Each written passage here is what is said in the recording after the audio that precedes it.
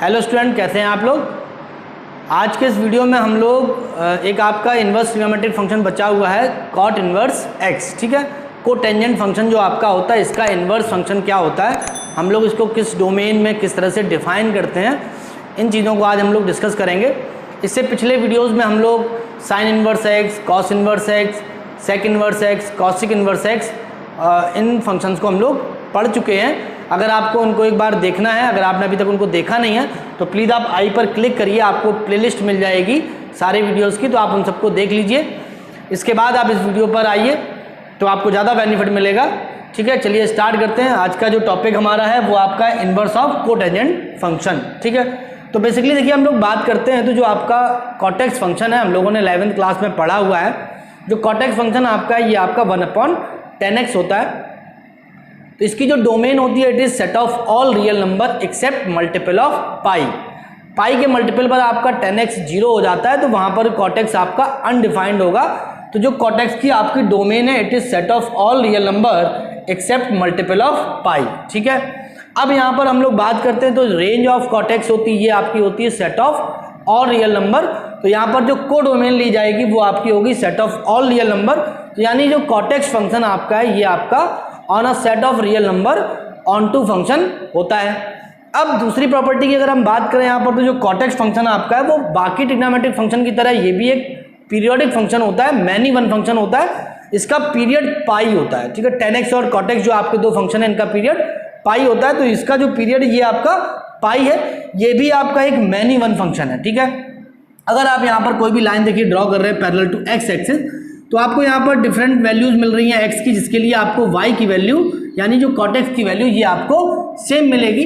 तो ये आपका एक फंक्शन मैनी वन फंक्शन हो जाएगा। अब इसके इन्वर्स को अगर हम डिस्कस करते हैं, इन्वर्स को अगर मुझे एग्जिस्ट कराना है तो हम लोग सिंपल एक काम यहाँ पर करेंगे, हम लोग इसकी डोमेन को रेस्ट्रिक्टेड कर देते हैं। तो बेसिकली वही काम हम लोग फिर से करेंगे कि अगर आप यहाँ पर ऑब्जर्व करें जो आपका कॉटेक्स का ग्राफ है, ठीक है, ये आपका डिक्रीजिंग ग्राफ होता है। अगर आप 0 से पाई का इंटरवल लेते हैं, 0 से पाई, पाई से 2 पाई, 2 पाई से 3 पाई, अगर आप इनमें से कोई भी एक इंटरवल लेते हैं, उन इंटरवल में कॉटेक्स अपनी सारी वैल्यूज को अचीव कर लेता है और आपका स्ट्रिक्टली डिक्रीजिंग फंक्शन होता है। अगर आप कोई भी एक पर्टिकुलर ब्रांच की बात यहाँ पर करेंगे तो ये आपका एक स्ट्रिक्टली डिक्रीजिंग फंक्शन होगा। तो आप इन ब्रांच की जब भी बात करेंगे तो आपका कॉटेक्स आपका इंजेक्टिव फंक्शन हो जाएगा।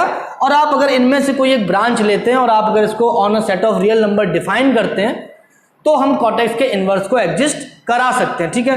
तो बेसिकली अगर यहाँ पर हम बात करें कि जो कॉटेक्स के इन्वर्स को एग्जिस्ट कराने में हम लोग पॉसिबल ब्रांचेस ले सकते हैं, वो कौन कौन सी ब्रांचेस हो सकती हैं।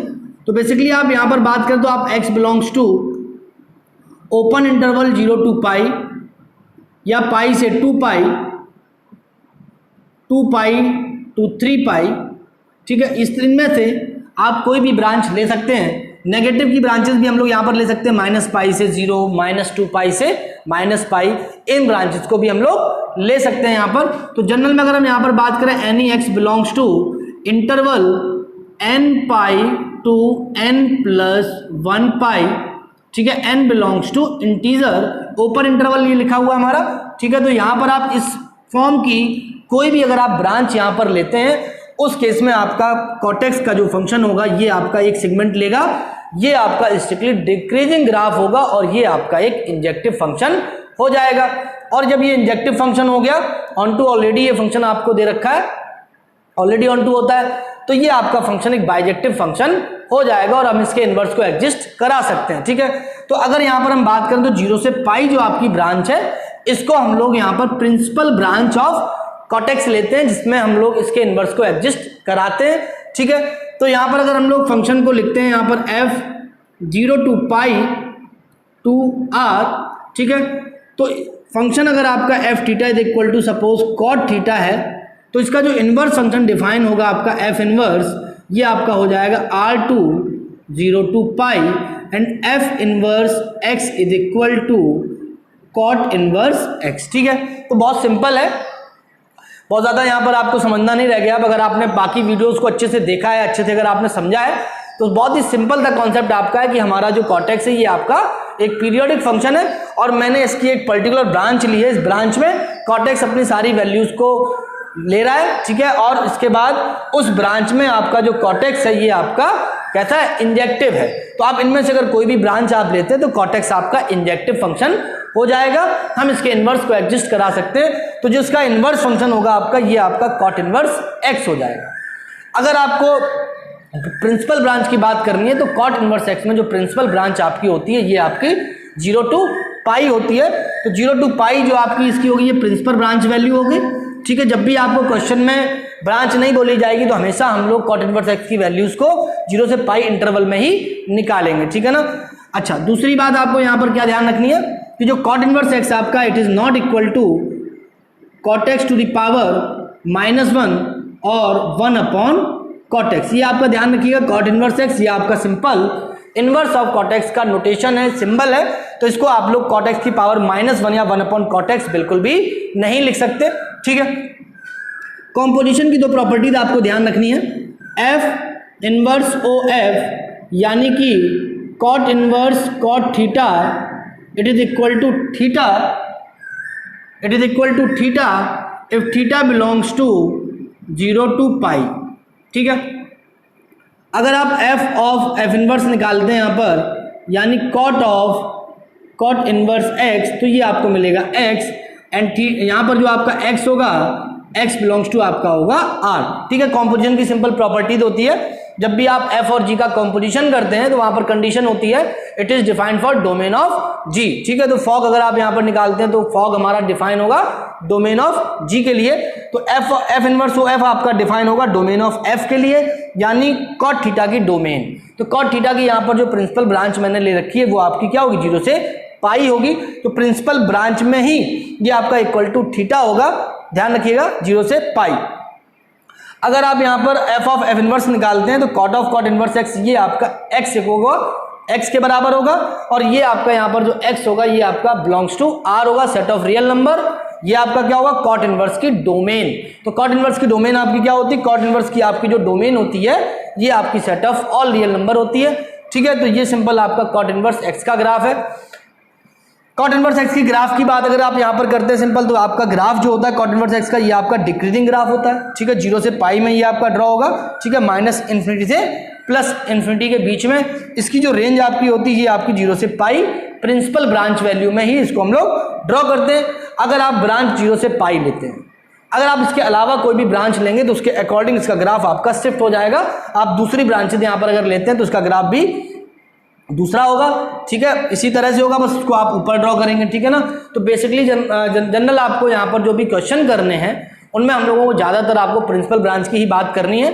कभी कभार ऑब्जेक्टिव में पूछ लिया आता है कि इसकी अदर ब्रांचेस क्या होंगी प्रिंसिपल ब्रांच के अलावा, तो आप उस केस में आप बता सकते हैं कि 0 से पाई के अलावा इसकी जो प्रिंसिपल ब्रांचेज होती है they are pi to 2 pi, 2 pi to 3 pi. और आप इनमें से यहाँ पर आप n की कोई भी इंटीजर वैल्यू डालेंगे तो आपको यहाँ पर कॉट एक्स की ब्रांचेज, कॉट इनवर्स एक्स की ब्रांचेस मिल जाएंगी, जिसके लिए इसका इनवर्स एग्जिस्ट करता है, ठीक है। तो ध्यान रखिएगा कॉट इनवर्स एक्स आपका ग्राफ बहुत ही आसान सा फंक्शन है। कॉट इनवर्स एक्स, इसका ग्राफ कॉट एक्स का ग्राफ आपको ये दिया गया है, ये कॉट इनवर्स एक्स का आपका ग्राफ है। ये आपके कॉट इनवर्स एक्स में जो हम लोग कॉम्पोजिशन ऑफ फंक्शन करते हैं उसकी दो प्रॉपर्टी दी है आपकी है, ठीक है। इनको आप आराम से समझ लीजिएगा। इनमें अगर आपको कोई भी दिक्कत है तो आप मुझे कमेंट करिएगा, ठीक है। अगर आपने पिछले सारे वीडियोस देख रखे तो इसको समझने में आपको बहुत ज़्यादा दिक्कत नहीं होगी। आई होप सब कुछ क्लियर होगा। फटाफट मैं यहाँ पे आपको एक दो एग्जांपल बता देता हूँ। देखिए, अगर आप यहाँ पर बात करते हैं तो कॉट इनवर्स √3 कितना होगा, तो कॉट इनवर्स √3 की अगर आप बात करेंगे यहाँ पर तो हमें वो एंगल निकालना है जहाँ पर कॉट थीटा की वैल्यू √3 आती है। तो वो एंगल आपका क्या होता है, कॉट थीटा की वैल्यू √3 किस एंगल पर होती है, तो ये आपकी वैल्यू होती है π/6 पर, ठीक है। तो यानी कि जो आपका कॉट इनवर्स √3 होगा ये आपका π/6 आएगा, ठीक है।